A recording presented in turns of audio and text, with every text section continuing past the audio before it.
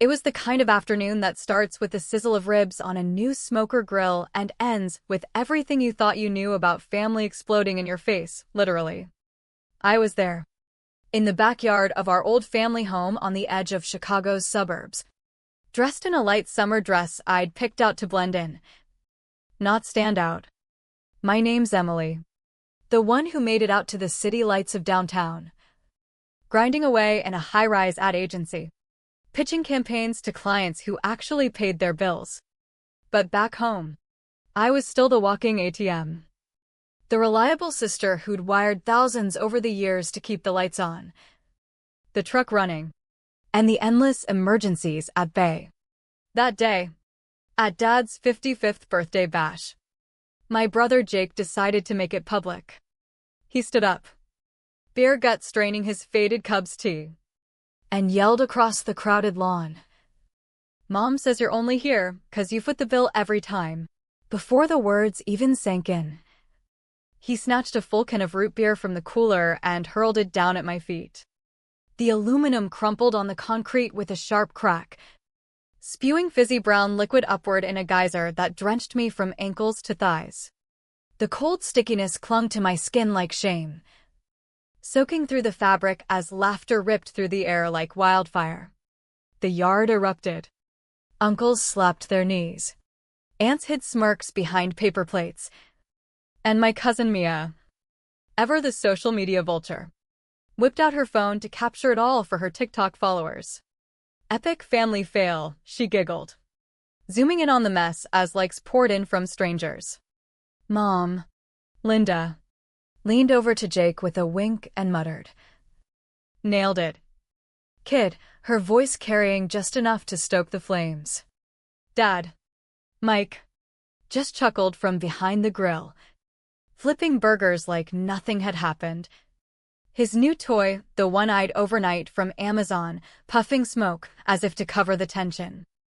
I stood there, frozen, the root beer pooling around my sandals, feeling the heat rise in my chest not from the sun, but from years of swallowed resentment bubbling up.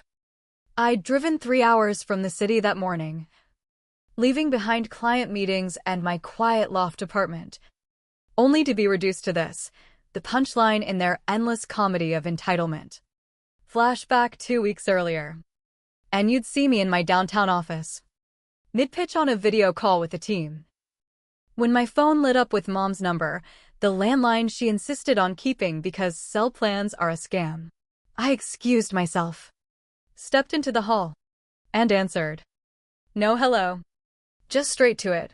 Your brother Jake needs $900 for trade school tuition. And Sarah's got this work thing, needs $1,800 for the down payment by Friday." That knot in my gut twisted tighter, the one that formed every time they called. But I said yes, like always. Hung up, opened my banking app right there in the fluorescent-lit corridor, and sent the money. Ping $900 to Jake for tools and classes.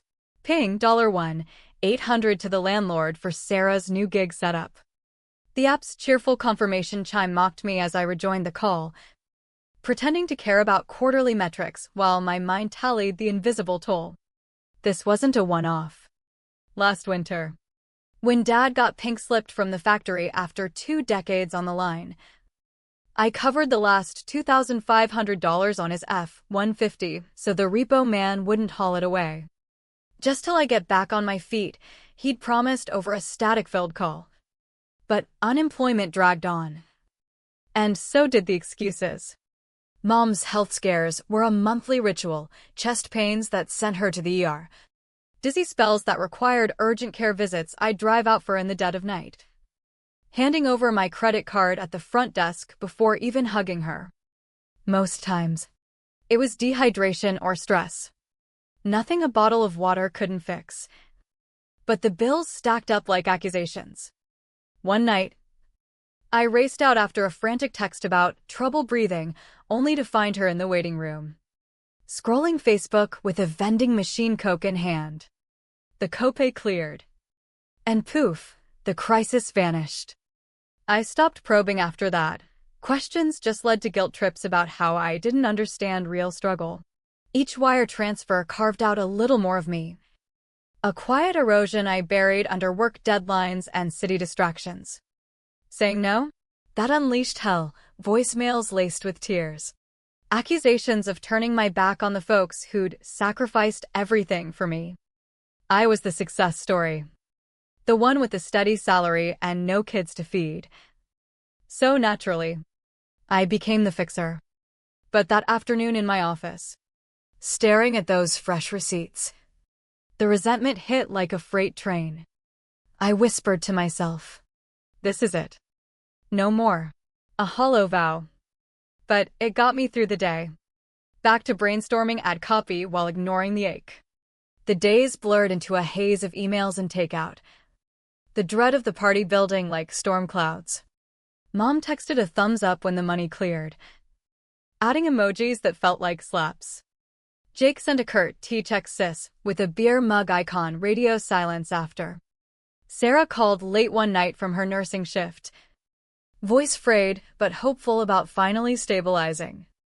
I listened, suggested budget apps, and bit my tongue on the cash flow. By Friday, I packed my duffel, tossed in the grill smoker I'd ordered as Dad's gift, and hit the interstate. The drive west was a ritual of fading skyscrapers and rising regrets. Billboards blurring as I rehearsed boundaries I'd never enforce. I checked into a motel off the highway that night, craving the distance from the house's suffocating familiarity. Morning came too soon. I grabbed motel coffee black, bitter, and drove the last 20 minutes through neighborhoods that hadn't changed since my teens. Pulled up at 9:30. Gravel crunching under tires. The delivery truck already there with the smoker. Dad bounded out, toolbox in hand, ripping open the box like a kid at Christmas. "Check this bad boy out," he beamed, demoing the vents and temperature gauge as if he'd invented fire. Inside, the kitchen smelled of store-bought coleslaw and simmering beans. Sarah hunched over her phone at the table, barely glancing up with a "Hey." Mia burst in, already filming for her Insta stories, prepping for Uncle Mike's epic barbecue. "Look at this spread."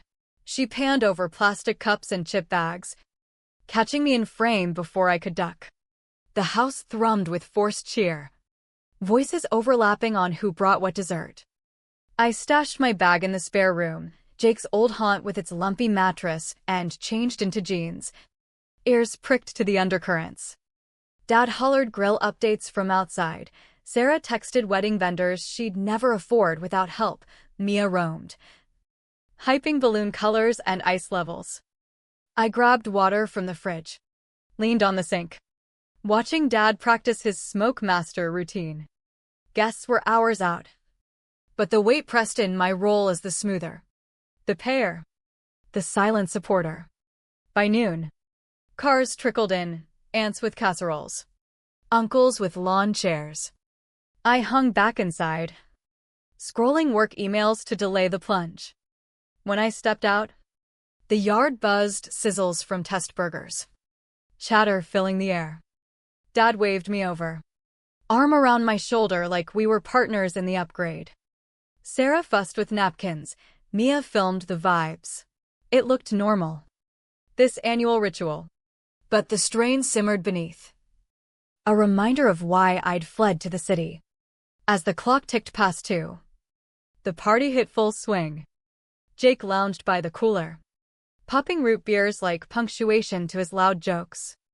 I claimed an edge seat, nibbling chips, dodging small talk. Dad spun yarns from his factory days, union battles, epic hauls to a rapt crowd of old pals. Mom bustled with a garbage bag, ripping open gifts, grilling tools, gadgets, her eyes appraising values before stacking them. "These tongs will be perfect for the ribs," she declared. Moving on. Mia went live on Instagram. Uncle Mike's turning wiser, hit like if you're watching. No one asked about my city life, my promotions. Talk looped on local drama, kids' recitals. Jake burped after his third can, earning guffaws, then grabbed another. I nodded at weather comments, words sticking in my throat. Mom dropped cake at my table, griping about the frosting shade, then dashed off. Mia's commentary filled lulls. Who was late? What needed refills? Dad wrapped a forklift tale. Segued to 90s picnics. Jake toasted Dad with foam spilling flair. Sarah's kid, Lily, chased bubbles with cousins, her laughs slicing the adult hum. I watched, the disconnect deepening, like I was a guest at my own Bloods event. Plates passed. Desserts circled. Mia zoomed on cake cutting, urging virtual wishes. Dad doled smoker samples, basking in praise. Mom pocketed cards for notes. Jake crushed a can. Missed the bin. The rhythm pulsed loud. Lively, but underscoring my outsider status. I nursed water, blending in amid waves and nods. The isolation coiling tighter. Mia's stream peaked with hearts. Dad launched a teen job story. Mom refilled ice. Jake reached again. The flow unbroken. But for me, it hammered the gap grown from years of one-way support. Then, around 3, Jake shoved up. Fresh cannon fist. Smirk locked on me. Mom says you're only welcome 'cause you always pay, he roared. Slam that can hit concrete at my feet, erupting in sticky chaos that soaked my dress. Laughter exploded. Relatives howling. Mom nodded approval. Good one. Mia filmed. Comments flooding. I froze. Humiliation burning. Faces blurring in glee. Heat flushed my face. The absurdity. The betrayal. Someone quipped, cleanup needed, sparking more laughs. Jake high-fived. Triumphant. I rose. Pushed through snickers. Slammed the screen door. In the bathroom. Mirror showed stains. Citrus reek. Dabbing futilely. Party noise muffled through walls. Isolation sharpened to clarity. I was their bank. Tolerated for payouts. Jake's words looped, Mom's whisper confirming conspiracy. Mia's lens turning pain to content. Hands shook as resolve hardened. No more. Scrubbing streaks. I stared back, the dress a symbol of the end. Whatever next. Their entitlement stopped here. By dusk, I slipped out. Drove to the motel. Laptop open. I logged into banking. I'd the $1,400 autopay for their utilities, electric, water, heat, set years ago post-layoff. Hover. Click canceled. Confirmation pinged, relief mixed with dread. Sleep fractured. AC droning over echoes. Morning. Phone buzzed, Mom's call stacking. Text flaming, glitches. By 9. Her Facebook post, blurry grill pic. Caption on abandonment, emojis piling sympathy. Mia shared, heartbroken for Aunt Linda prayers. The narrative twisted. Ignoring my history of bailouts. I muted. But the spin stung. Noon. Sarah Dmed, sorry for yesterday. Mom raging on bills. Then, she needed escape. A one-bed in Wrigleyville for $1,600 deposit. Listing looked solid, fresh paint. Tiny patio. I transferred. Confirmation swift. Thanks flooded, she vowed repayment. Afternoon, Lily's video call. Tiny face solemn, Aunt Emily. Sorry for the root beer. Didn't mean to hurt. A crayon family drawing under rainbow. Not loosened. Sarah texted packing plans. Dodging Mom's probes. Backlash mounted, Mom's threats of lawyers, Mia's vague shade. But Sarah's momentum built, lease signed. Boxes labeled. Lily's bear pic, new adventure. Mom's posts fizzled. In the motel. Focus shifted to Sarah's fresh start. A crack in the dysfunction. A month on, bank alert $2, 100 Wayfair charge via old tablet left at home. Still linked to my account. Pulse racing. I called support, locked. Reversed. Wiped. Dispute closed in my favor. Word trickled, utilities cut. Eviction notice, 30 days for unpaid essentials. Jake dropped trade school. No gas money. Texted for help ignored. Dad scraped gigs mowing. Junk runs barely covering basics. House decayed. Neighborhood whispers. 3 days post-reversal, mom in motel lobby. Suitcase. Pleading tears. Desk called, cameras showed desperation. Old pity tugged. But I directed removal. Voicemails blended regret and blame. Blocked all dad. Jake. Links severed. Mia's posts genericized. Sarah sent apartment snaps, Lily shelving toys. Boundaries held, not revenge. Survival. House auctioned amid debts, Jake adrift, dad facing reality, mom's pleas echoed empty. The ordeal etched deep, enduring leeches as duty only breeds collapse. Limits guard what's yours when others dodge accountability. The price? Loneliness. But freedom from the drain.